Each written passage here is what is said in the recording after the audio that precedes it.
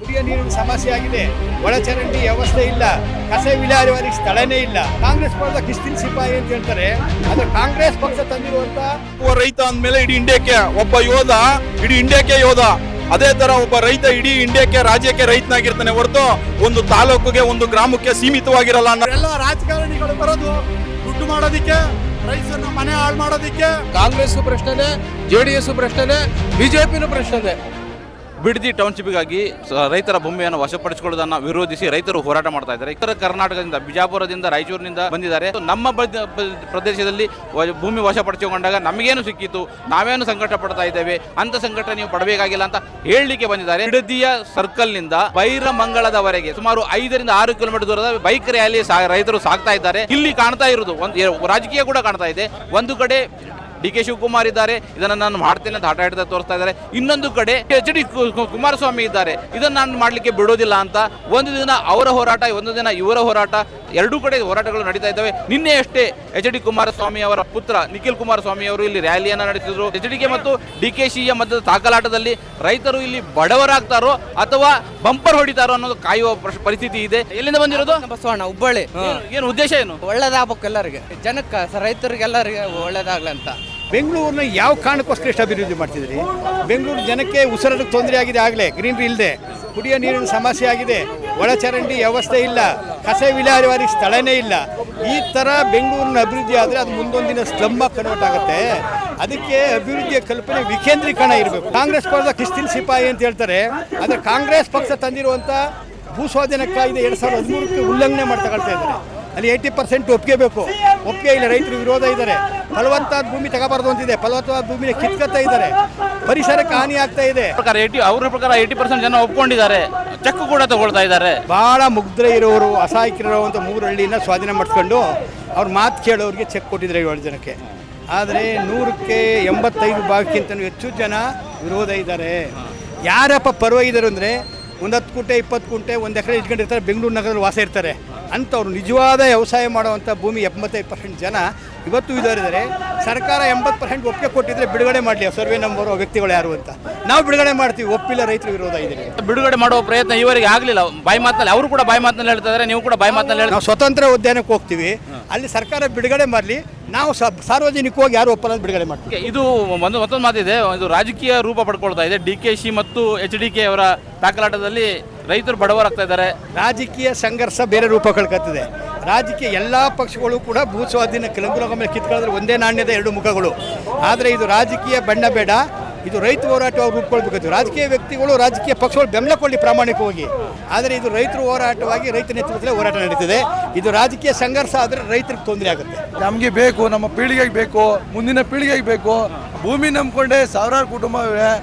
Sir, ದಬ್ಬಾಳಿಕೆ ಮಾಡಿ ಕಿತ್ಕೊಳ್ಳೋಕ್ಕಾಗಲ್ಲ sir. ರೈತರನ್ನ ದಬ್ಬಾಳಿಕೆ ನಮಗೆ ಬೆಂಬಲಿಗಾಗಿ ಎಲ್ಲ ರೈತರ ಸಂಘದವರು ಸಪೋರ್ಟ್ ಮಾಡ್ತಾವ್ರೆ. ಎಲ್ಲ ಕಾರ್ಯಕ್ರಮ ಇದೆ. ನಮ್ದು 1.5 ಎಕರೆ ಸರ್.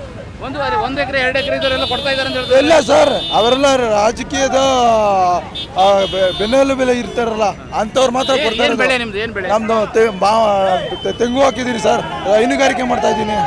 ಒಂದು ತಿಂಗಳಿಗೆ 60,000 ರೂಪಾಯಿ ಸಂಪಾದನೆ ಮಾಡ್ತಾ ಇದ್ದೀನಿ ಸರ್. ಒಂದು ತಿಂಗಳು ಯಾವ ಕಂಪ್ನಿಲಿ ಕೊಡ್ತಾರೆ? ಒಮ್ಮೆಗೆ 2.5 ಕೋಟಿ ಕೊಡ್ತಾರಲ್ಲ ಸರ್. ಸೈಟ್ ಬರೀಕೋಲ್ಲ, 2 ಕೋಟಿ ಕೊಟ್ರೆ 30 ಸೈಟ್ ಬರೀಕೋಲ್ಲ ಬೆಂಗಳೂರೊಳಗೆ. ಪ್ರಯೋಜನ ಏನು? ಎಲ್ಲಿ ನಿಮ್ಮ ಹೆಸರು ಎಲ್ಲಿಂದ ಬಂದಿರೋ? ಗುರುಸ್ವಾಮಿ HD ಕೋಟಿ ಅವರು. ಹೌದಾ? HD ಕೋಟಿ ನಿಮ್ಗೆ ಸಮಸ್ಯೆ ಆಗ್ತದ? ಮೈಸೂರು ಜಿಲ್ಲೆ, ಮೈಸೂರು ತಾಲೂಕು ಗುಡಮಾನಹಳ್ಳಿ ಏನು ಬರ್ತಾ ಇರೋದು. ಈ ಕಾಂಗ್ರೆಸ್ ಸರ್ಕಾರ ಏನು ಮಾಡ್ತಾ ಐತೆ ಅಂದ್ರೆ ಫಲವತ್ತಾಗಿರೋ ಭೂಮಿಗಳೆಲ್ಲನೂ ಕಿತ್ಕೊಳ್ಳೋಕ್ಕೆ ಅಲ್ಲಿ ನಿವಾಸ ಮಾಡಕ್ಕೆ ಬಂದಿದ್ದಾರೆ. ಅಲ್ಲೂ ನಾವು ಈ ಥರ ಹೋರಾಟ ಮಾಡಿ ಏನೇ ಮಾಡೋರು ನಾವು ಜೀವ ಕೊಡ್ತೀವಿ ಹೊರತು ಭೂಮಿಯನ್ನು ಬಿಡೋದಿಲ್ಲ ಅಂತ ಹೋರಾಟ ಮಾಡ್ತಾ ಇದ್ದೀವಿ 4-5 ತಿಂಗಳಿಂದ. ಹಂಗಾಗಿ ಇಲ್ಲಿಗೂ ಬಂದಿದ್ದೀವಿ. ಮೈಸೂರಿನಿಂದ ಬಂದಿದ್ದೀವಿ ಸರ್. ಏನು ಈ ರಾಜ್ಯ ಸರ್ಕಾರ ರೈತರ ಮೇಲೆ ಹೊಟ್ಟೆ ಹೊಡೆದೇ ಅವರು ಜೀವನ ಮಾಡಿಕೆ ಹೊರಟಿದ್ದಾರೆ, ಸರ್ಕಾರವನ್ನು ಆಡಳಿತ ನಡೆಸಿ ಹೊರಟಿದ್ದಾರೆ. ಇದಕ್ಕೆ ನಾವು ಧಿಕ್ಕಾರ ಹೇಳಕ್ಕೆ ಇಷ್ಟಪಡ್ತೀವಿ. ಈ ರಾಜ್ಯ ಸರ್ಕಾರ ಮೊದಲು ರೈತರ ಮೇಲೆ ದಬ್ಬಾಳಿಕೆ ಮಾಡುವುದನ್ನ ಬಿಟ್ಟು ರೈತರ ಪರ ಆಡಳಿತ ಕೊಡಬೇಕು ಅಂತ ನಾನು ಈ ಮುಖಾಂತರ ಕೇಳ್ಕೊಳ್ಳಿಕ್ಕೆ ಇಷ್ಟಪಡ್ತೇನೆ. ರೈತರ ಸಮಸ್ಯೆ ಇಲ್ಲಿ ರೈತರು ನೋಡ್ಕೊಳ್ತಾರೆ, ನೀವ್ಯಾಕೆ ಬರ್ಬೇಕು ಅಲ್ಲಿಂದ? ರೈತರು ಅಂದ್ಮೇಲೆ ಇಡೀ ರಾಜ್ಯ, ಇಡೀ ಇಂಡಿಯಾಕ್ಕೆ ಅನ್ನ ಹಾಕುವ ರೈತ ಅಂದ್ಮೇಲೆ ಇಡೀ ಇಂಡಿಯಾಕ್ಕೆ ಒಬ್ಬ ಯೋಧ, ಇಡೀ ಇಂಡಿಯಾಕ್ಕೆ ಯೋಧ. ಅದೇ ತರ ಒಬ್ಬ ರೈತ ಇಡೀ ಇಂಡಿಯಾಕ್ಕೆ, ರಾಜ್ಯಕ್ಕೆ ರೈತನಾಗಿರ್ತಾನೆ ಹೊರತು ಒಂದು ತಾಲೂಕಿಗೆ, ಒಂದು ಗ್ರಾಮಕ್ಕೆ ಸೀಮಿತವಾಗಿರಲ್ಲ ಅನ್ನೋದನ್ನ ನಾನು ಹೇಳಕ್ಕೆ ಇಷ್ಟಪಡ್ತೇನೆ. ಯಾಕೆ ಅಂದ್ರೆ ಆ ರೈತ ಬೆಳೆದಂತ ಬೆಳೆನ ಪ್ರತಿಯೊಂದು ಕೃಷಿ ಮಾರ್ಕೆಟ್ಗೆ ಹೋಗಿ ಇಡೀ ರಾಜ್ಯಕ್ಕೆ ಅನ್ನ ಹಾಕ್ತಾನೆ. ನಿಮ್ಮ ಹೋರಾಟದ ಹಿಂದೆ ಎಚ್ ಡಿ ಕುಮಾರಸ್ವಾಮಿ ಇದ್ದಾರೆ, ಅದಕ್ಕಾಗಿ ನೀವೆಲ್ಲ ಬರ್ತಾ ಇದ್ದೀರಿ. ಕುಮಾರಸ್ವಾಮಿ ಅವ್ರಿಗೂ ಇದಕ್ಕೂ ಸಂಬಂಧ ಇಲ್ಲ. ಯಾವುದೇ ರಾಜಕೀಯ ಪರ ಅಲ್ಲ ನಾವು. ಕಾಂಗ್ರೆಸ್ ಭ್ರಷ್ಟನೆ, JDS ಭ್ರಷ್ಟನೆ, ಬಿಜೆಪಿನೂ ಭ್ರಷ್ಟನೆ. ನಾವು ಅವ್ರಿಗೆ ಸಪೋರ್ಟ್ ಇಲ್ಲ. ನಮ್ದು ಏನಿದ್ರು ರೈತರ ಪರ ನಾವಿರೋದು. ಯಾವುದೇ ರಾಜಕೀಯ ಪಕ್ಷದ ಗುಲಾಮರಲ್ಲ ನಾವು. ಎಲ್ಲಿ ದೇವನಹಳ್ಳಿನೂ ಇದೇ ರೀತಿ ಸುಳ್ಳು ಹೇಳಿದ್ರು, ಆದ್ರೆ ಸರ್ಕಾರ ಅದನ್ನ ಕೈ ಬಿಡ್ತು. ಇದನ್ನು ಕೈ ಬಿಡ್ಲೇಬೇಕು. ಬಿಡ್ಲಿಲ್ಲ ಅಂದ್ರೆ ಇಡೀ ಕರ್ನಾಟಕದ ಎಲ್ಲಾ ರೈತರು ಒಗ್ಗಟ್ಟಾಗಿ ಇದನ್ನ ಎದುರಿಸ್ತೀವಿ. ಹೆಸರು ವೆಂಕಟೇಶ್ ಅಂತೇಳಿ, ಮಂಡ್ಯ ಜಿಲ್ಲಾ ರೈತ ಸಂಘ. ಸರ್, ನಾವು ಮೈಸೂರಿಂದ ಬಂದಿದ್ದೀವಿ. ರಾಜ್ಯ ಸರ್ಕಾರ ಯಾವ ಕಾರ್ಯಕ್ರಮ ಅನ್ಕೊಳ್ತಾ ಇದೆ ಇಲ್ಲಿ ತನಕ, ಪ್ರತಿ ಒಂದು ಕಾರ್ಯಕ್ರಮನೂ ಎಡವಟ್ಟು ಕಾರ್ಯಕ್ರಮ. ಏನಂದ್ರೆ ಎಲ್ಲಿ ಫಲವತ್ತಾದ ಭೂಮಿ ಇದೆ ಆ ಭೂಮಿನ ಹೋಗಿ ಇವರು ಅಕ್ವೈರ್ ಮಾಡ್ತಾರೆ, ಇಲ್ಲ ಬಡಾವಣೆ ಮಾಡ್ತೀನಿ ಅಂತಾರೆ, ಇಲ್ಲ ಹಾಸ್ಪಿಟಲ್ ಮಾಡ್ತೀನಿ ಅಂತಾರೆ. ಭೂಮಿ ಎಷ್ಟು ವರ್ಷ ಆಗಿದ್ರು ಇದು ರೈತರ ಭೂಮಿ, ಸರ್ಕಾರದ ಭೂಮಿ ಅಲ್ಲ. ರೈತರು ನಾವು ವಿರೋಧ ಮಾಡಿಕೊಂಡು ಇಲ್ಲಿ ತನಕ ಯಾವುದೇ ಸರ್ಕಾರ, ಒಂದು ಸರ್ಕಾರನು ಸುತ್ತ ಉದ್ಧಾರ ಆಗಿಲ್ಲ ಇಲ್ಲಿ ತನಕನು. ಹಿಂದೆ ನಮ್ಮ ಗುಂಡೂರಾವ್ ಅವರು ಇದೇ ತರ ರೈತರನ್ನ ಎತ್ತರ ಹಾಕೊಂಡು ಸರ್ಕಾರನೇ ಉರುಳೋಗಿದೆ. ಹುಬ್ಳಿ, ಧಾರವಾಡ ಈ ಕಡೆ ಎಲ್ಲ ಬರಡು ಭೂಮಿಗಳು ಬೇಕಾದಷ್ಟಿದೆ. ಮಳೆ ಇಲ್ಲದೆ ಜನ ಅಲ್ಲಿ ಸಾಯ್ತಾ ಇದ್ದಾರೆ. ಅಲ್ಲಿ ಹೋಗಿ ಇವರು ಲೇಔಟ್ಗಳನ್ನ ಮಾಡಲಿ, ಅಲ್ಲಿ ನಗರೀಕರಣನ ಉನ್ನತೀಕರಣ ಮಾಡಲಿ. ಅದು ಬಿಟ್ಟು ಯಾವುದು ಬೆಂಗಳೂರಲ್ಲಿ ಹೇಳ್ತಾರೆ ಇವರು 365 ದಿನ ಟ್ರಾಫಿಕ್ಕು, ಅಲ್ಲಿ ಜನಸಂದಣಿ ಇದೆ ಅಂತ ಹೇಳ್ತಾನೆ ಇರ್ತಾರೆ. ಇಲ್ಲೇ ಬಂದು ಇಂಪ್ಲಿಮೆಂಟ್ ಮಾಡಬೇಕು ಅನ್ನೋದು ಏನಿದೆ ಸರ್? ಈಗ ನಮ್ಮ ಮೈಸೂರಲ್ಲೂ ಅಷ್ಟೇ ನಗರೀಕರಣ ಮಾಡೋದಕ್ಕೆ ಹೋಗಿ ಜನಸಂಖ್ಯೆ ಜಾಸ್ತಿ ಆಗ್ತಿದೆ, ಅಲ್ಲೂ ಸುಧಾ ಟ್ರಾಫಿಕ್ ಆಗ್ತಾ ಇದೆ. ಹೆರಿಟೇಜ್ ಸಿಟಿ ಅಂತ ಹೇಳ್ತಾರೆ, ಅಲ್ಲೂ ಸುಧಾ ಇವ್ರದೇ KNS ಅಂತ ಹೇಳಿ ಒಂದು ಬಡಾವಣೆನೇ ನಿರ್ಮಾಣ ಮಾಡ್ಕೊಂಡ್ಬಿಟ್ಟಿದ್ದಾರೆ. ಇವರೆಲ್ಲ ರಾಜಕಾರಣಿಗಳು ಬರೋದು ದುಡ್ಡು ಮಾಡೋದಕ್ಕೆ, ರೈತರನ್ನ ಮನೆ ಹಾಳು ಮಾಡೋದಕ್ಕೆ. ಎಷ್ಟೊಂದು ಇನ್ನೂ ಹಿಂದುಳಿದಂಥ ನಗರಗಳಿದೆ. ನಮ್ಮ ಚಾಮರಾಜನಗರ ಈಗ ನಮ್ಮ ಮೈಸೂರಿಂದ ಎಷ್ಟು ದೂರ ಇದೆ, ಅಲ್ಲಿ ಹೋಗಿ ಮಾಡಲಿ ಬಿಡಿ. ನಿಮಾನ್ಸು ಸುಧಾ ಅಲ್ಲೇ ಮಾಡಲಿ, ಯಾರು ಬೇಡ ಅಂತ ಹೇಳ್ತಾರೆ. ಈ ಕಾರ್ಯಕ್ರಮದ ಪ್ರಾಯೋಜಕರು Gadiyar group of companies, specialised in piling and shoring, engineering consultancy, firefighting, steel structures, real estate. Office SIT Tower, Silicon Oasis, Dubai, UAE.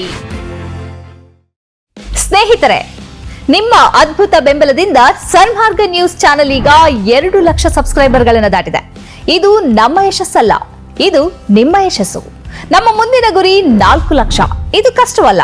ನೀವು ಮಾಡಬೇಕಾದದ್ದು ಸಿಂಪಲ್. ನೀವು ಸನ್ಮಾರ್ಗ ನ್ಯೂಸ್ ಚಾನೆಲ್ ವಿಡಿಯೋವನ್ನ ನಿಮ್ಮ ಸ್ನೇಹಿತರಿಗೆ, ಕುಟುಂಬದವರೊಂದಿಗೆ ಹಂಚಿಕೊಳ್ಳಿ ಮತ್ತು ಅವರಲ್ಲೂ ಸಬ್ಸ್ಕ್ರೈಬ್ ಮಾಡಲು ಹೇಳಿ. ನೀವು ಶಕ್ತಿಯನ್ನು ಕೊಡಿ, ನಾವು ನಿಖರ ಸುದ್ದಿ ಕೊಡ್ತೇವೆ. ಧನ್ಯವಾದಗಳು.